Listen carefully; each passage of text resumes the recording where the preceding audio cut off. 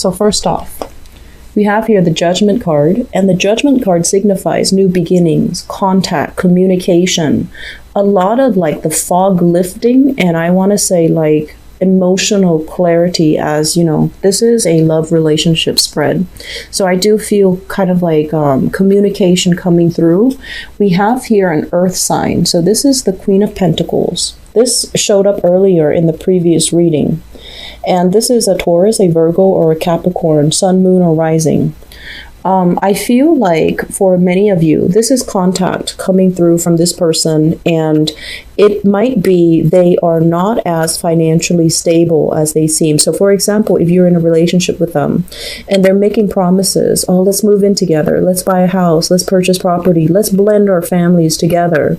I feel like they're at a point where they might be rescinding some of the, like taking back some of these promises, or they're not at a point where they're stable enough to follow through with these promises for you. But either way, there is going to be talk and communication and discussions about what is the next steps that you both need to take, and whether or not, I do feel there is serious reassessment happening between the two of you, and you might come into the conclusion that the person was not as reliable and as, you know, committed as you initially thought. So you might reassess whether or not you want to commit more of your time, of your resources, of your emotions into this relationship. In the past, we have here the Eight of Pentacles as well as the Temperance card. The Temperance card, this is a card about patience. This is a card about, you know, mastery, doing something very, very diligently, even though it might not, like, it can seem very tedious, and it can seem very restrictive. So we also have here the Eight of Pentacles. So I feel like for many of you in the recent past, even when you were in relationships, okay, and I feel many of you, you're not ones to give up relationships easily. So if there's a problem in a relationship, you sit down and you talk to your partner. Tempers might flare. It's understandable at the beginning, but you are also very diligent about sitting down, hearing your partner's point of view, hearing, you know, and then saying what is on your mind and coming to a conclusion, and especially talking about things so that you can understand where your partner is coming from. So I feel like you do give people the benefit of the doubt. You want to hear both sides of the story before you can even make up your mind. And what I'm sensing is this is a process that you have done over and over and over and over again. And at this point, you're just like, I'm tired. This person is not giving me, you know, that total commitment, or this person is still undecided. They're still testing the waters. They're still, you know, temperature taking. And so you might feel like you want to withdraw you want to withdraw your love and your affection, because you just feel like it's not really going anywhere. It's not going to fast enough in the manner that you'd hope. And also the other person might be distracted with many, many other options, or they're distracted with their work and they're not making the proper time for you. And I do feel an element here about somebody working too much, somebody being like a slave to money, somebody who is neglecting their emotional relationships as a result of work obligations, work, finance, money obligations. If you are dealing with a Sagittarius, they're not the best. This is the card of Sagittarius, the Temperance card. They're not the best at time management, so I feel like giving them a little bit of slack or leeway is going to be helpful for you, mainly because, you know, they tend to overestimate the amount of time that they have, so they're always showing up late, or they always make promises, and when they can't follow through, it's not because they're malintention, it's just they overestimate the time that they have, the resources at their disposal, and they make promises that they realistically cannot follow through. So it's more like done in the spur of the moment without thinking about the long-term longevity of it, okay? And so I'm also sensing many of you have been dating around, like, you know, this is kind of like dating, looking at profiles, looking at all the, you know, sending out pieces of yourself. So I'm sensing you might have gone through, for those who are newly single, you might have felt a little bit jaded, like going through the motions of dating, and then you feel like finally you've landed somebody, might be an earth sign, and then you feel like they're not as committed. And so you're back to square one, and it can feel a little bit frustrating. Okay, so I'm going to move this closer so you can see the cards better.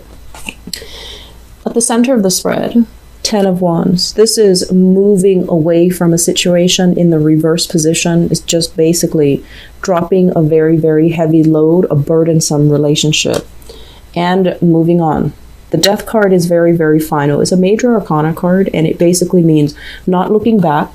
And if you are in a position where you were dealing with, especially Earth sign, Taurus, Virgo, Capricorn, I do feel many of you are just like, this is too much for me. There might be some issues as well. Some of you are dealing with a partner that might have dependency issues over drinking, in particular because of the Temperance card. And so you don't want to get dragged down with their lifestyle. And you're feeling like this is relationship, if I stay in it any further, it is going to destabilize me financially and emotionally. So you're protecting yourself and you're trying to move past it. What you're really thinking about here, we have the 8 of Wands, which is a lot more offers, a lot more options, a lot more people that you can connect with. And you assessing all of the options that are on the table for you. It's like the options are presented, but you're thinking heavily about, the great love, the mind-blowing, the life-changing relationship partner that ought to be in the picture for you. And for whatever reason, you're doing the dating, but no one is really, 100% making the cut. And so I do feel that for many of you, you're forced to move on from a relationship partner that you still really greatly care about. I'm seeing Earth signs, Taurus, Virgo, Capricorn. I'm also seeing that Sagittarius energy, okay? Moving forward into the future position, there is going to be communication. There is going to be contact. And the 10 of Swords is a situation that's like at the end of its cycle, but it's making a comeback.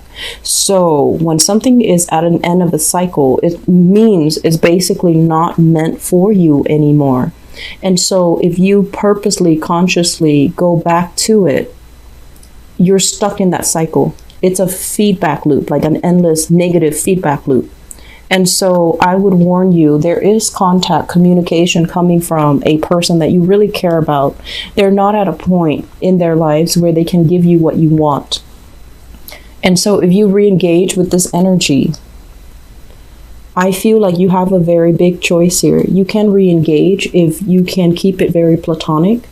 But on the other hand, if you're re-engaging and you're hoping and praying that things are going to get better, I do feel that you're better off going with new choices, new options on the table for you. So to summarize, we have an Earth sign coming back into the picture. And this is a person that is not ready to be in a relationship with you. They're not going to give you what you want. They might want to, but I feel like external circumstances are really getting in the way of them being able to give you that commitment. And so if you're initiating contact, just be aware of that. If you're hoping for other things to come into the picture, let other things come into the picture. And I'm also sensing as well, honestly, Libras, I feel like many of you are single and you're dating, and you thought dating, was going to be like very, very prosperous. It's like you would think that there were plenty of fishes in the sea, right? And so you would think that the right person would be in the picture right now. And while there are a lot of options, none of them are really, exceptional. But at the same time, I feel like relationships are always a two-way street. So what you get out is what you're putting in. So I feel like some of you need to not judge things too harshly or judge people too prematurely, and let them, cultivate the friendship and the relationship with them. Because I feel like you might prematurely cross somebody off your list, even without giving them a second chance, or even without giving them a chance. And then you're wondering, like, why can't I have, that love that I used to have with my ex? And so they're saying, people are all different. So we need to, approach love and relationships with a little bit more of an open mind so that we can connect with new people, so that we can kind of allow new people to come into the picture. So I feel like you're better off waiting for new options rather than re-engaging with the past because you feel like you're not making the traction and the success in the new dating life, okay? So with the center of the spread, we have the Death card. It's urging you to move on. It's urging you, drop whatever burden has been problematic. Drop whatever relationship has been very burdensome for you because it was very destabilizing.